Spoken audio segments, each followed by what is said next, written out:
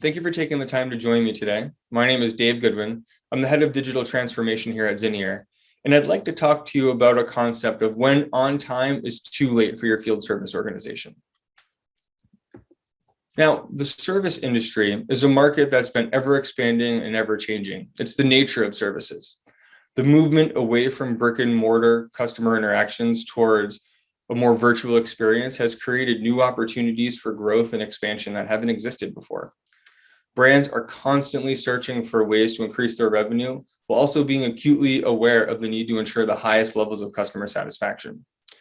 Businesses are dealing with this these days through a concept called Uberization. And I'm sure it's one you've all heard of, but what is it? What does it mean exactly? So Uberization is a collection of services that happens very specifically. So in this case, a geographically local or hyper-local market, meaning your block or your neighborhood or a traditionally smaller segment of customers. They're fragmented and with many small providers. So some that we're already used to using that are Uberized would be food delivery. So think of Uber Eats, Grubhub, or DoorDash, very small providers, and characterized by an unpredictable experience, meaning you never really know what you're going to be in the mood for when you're hungry, nor do your coworkers. So as you create these various customer experiences for these businesses, they're expected to give you that personalized experience in return. And that's what Uberization has been known to describe. That hyper-personalized experience that's built on demand by the customer using their channel of choice to get your services. Now, many markets are already being Uberized, food, which we've already talked about, but also beauty services, home, health, and food, for example, just to name a couple. At the heart of this Uberization is the need to provide technology that allows orders to be tracked in more detail than they have in the past. Things like location, details of why they're arriving at the house, customer expectations, and service ratings are just part of the information that's now being provided as part of this personalized experience. This, along with an end-to-end e-commerce environment that allows the customer, whether they're B2B or B2C, to actively engage in their service delivery lifecycle. Thankfully, the days are long gone where customer satisfaction just meant arriving on time and giving the customer an invoice for a job well done.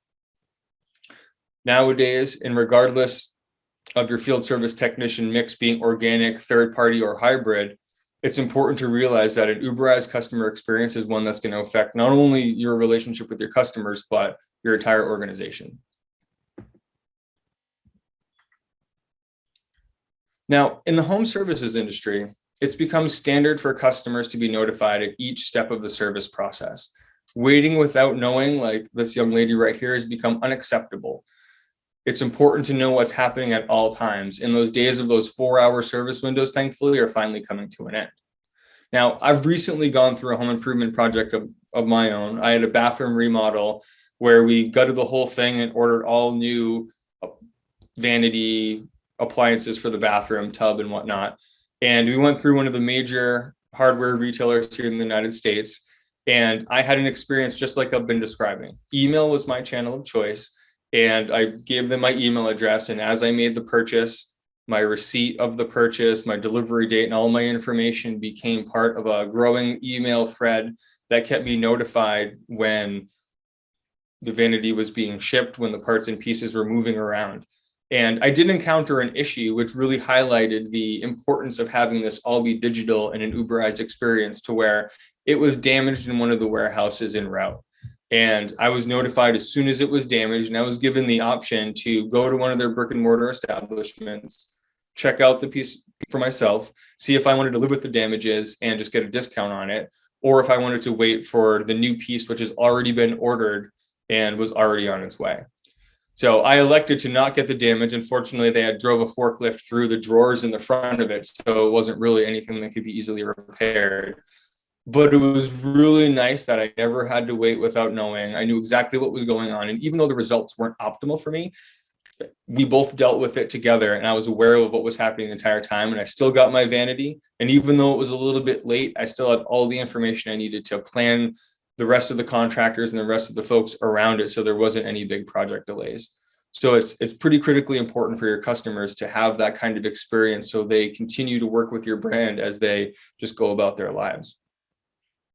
Now, as with many innovations in the enterprise market, these expectations migrate from traditional retail experiences into those B2B and other industrial settings.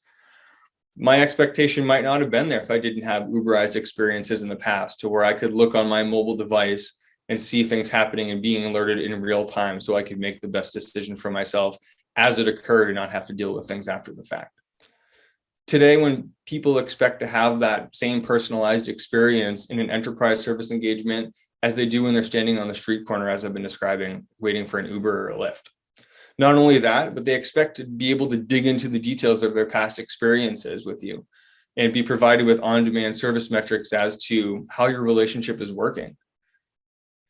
People want to be able to go back to brands over and over, and being able to have this level of transparency is what customers expect nowadays. They've been giving you your company's data for years, and now they're expecting us to start delivering on that and using all of that data to start increasing service over time. Now, field service leaders especially need this information in real time as well.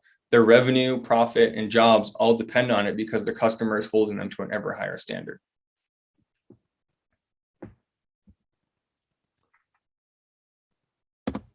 I skipped one here. Apologies for that. There we go. So if we transition and take a look at some data, in the past 18 months, we've seen a shift. COVID has had a global impact on every sector of the market. Merger and acquisition activity has slowed during this time and created a great deal of available cash that's just circulating, looking for a place to grow. A recent PwC article on global merger and acquisition trends, specifically in manufacturing, has shown that there's an increasing optimism towards creating a deal-making opportunities between companies as they look to accelerate growth for long-term value in this new environment. One point that was specifically highlighted and caught my interest was an increased investment in digital transformations. Nicola and Zinier, a partner at PwC, said, and I quote, "Recovery in the industrial, manufacturing, and automotive sectors will revolve around deal making." The report also points to merger and acquisition growth activity across every sector that traditionally provides field service, which is good news. This includes manufacturing, home services, telco, building services, really many of the industries that I mentioned that were taking the Uberize or Uberification journey. Now, adding to this momentum are ongoing challenges and changes to the fabric of each sector. The rise of 5G is driving significant growth in telco. Government infrastructure investments are providing and will continue to provide a boon to many sectors, telco included. The move from retail experiences towards digital experiences is transitioning in the home services. Fossil fuel is moving into renewables.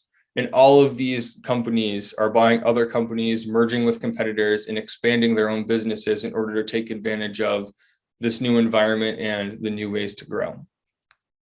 Now, we were recently working with a customer of ours that had a traditional brick and mortar experience.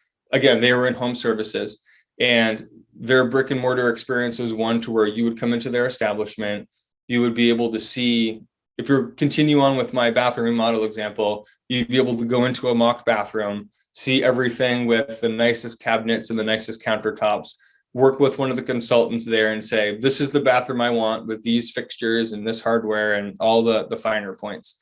And that's all you had to do. From there, they would do everything for you, and they would take the design, the consultation, schedule and dispatch, and make sure that your service was white glove and hassle-free from that point. They would do everything for you.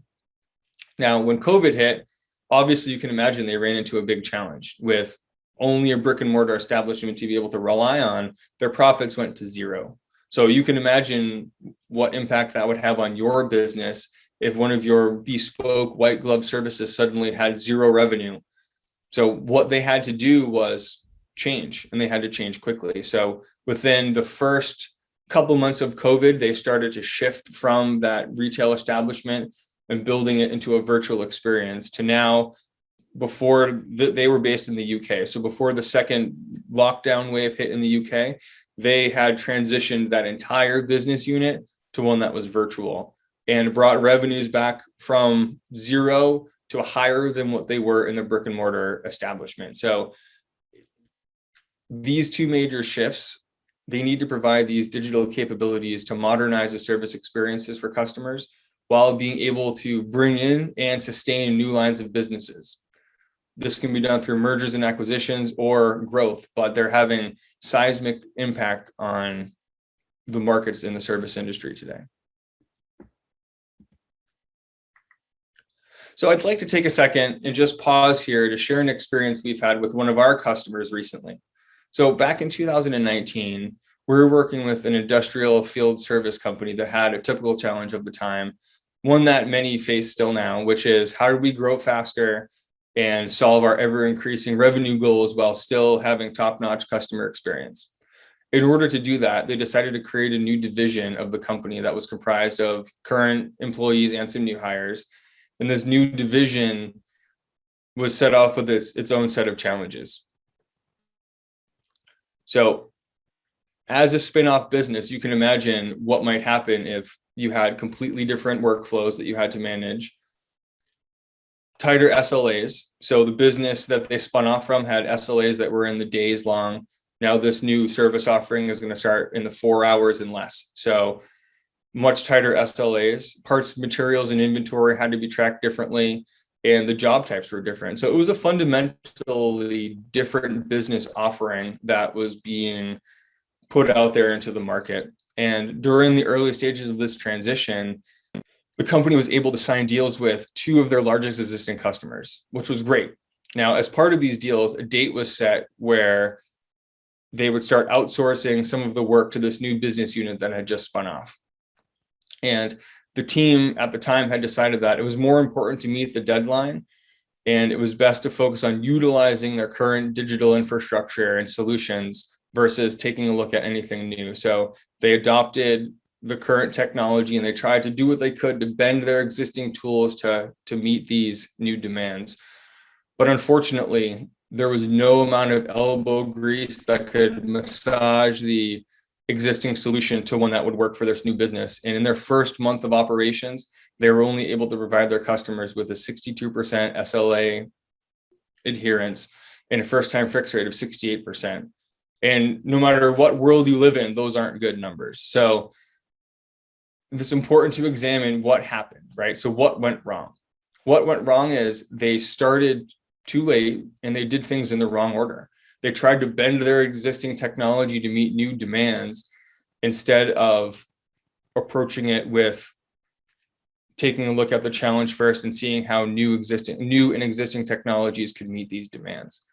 So their existing solution was, like I said, was built to manage SLAs that were in days and not hours. So there was fundamental challenges right there. And their ability to optimize resources was limited to rule-based optimization. So it just didn't fit the bill. The technicians were arriving to these new locations not on time, didn't have the correct skills, didn't have the correct inventory. It was just a disaster. And unfortunately, there's consequences when you have disasters like this. Of the 2 customers that they had signed up, the first one just opted out and canceled their contract.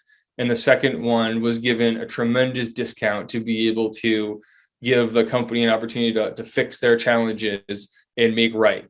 So it was very important for them to be able to then do a postmortem and look back to see the errors of their ways, to where digital transformation and it has a certain order of operations. And it's important to look at these new technologies and these new way of doing things when we're trying to provide new services and new customer experience for our customers.